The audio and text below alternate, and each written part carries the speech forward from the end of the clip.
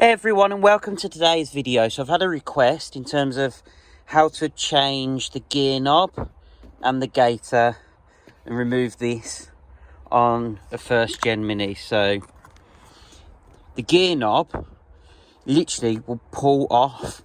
Now what I've seen people do before is put it back here, straddle either side and pull up, and it's really tight. You've got to be careful you don't whack yourself in the face, because it's super easy to do. But all you do is pull, and this one is an aftermarket one, so it comes off a bit easier, but the stock one is literally held exactly the same. The only difference is this gaiter will be attached to the bottom of the stock one.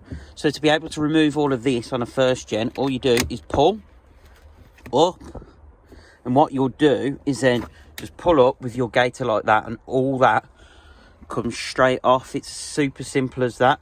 And then to refit this, you'll see there's little sticks, and they just go into each of these holes.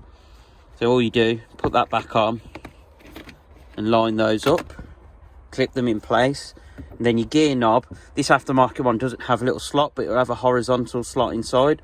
All you do is push it back on, and it is simple as that to remove the gaiter for the gear knob and the gear knob itself.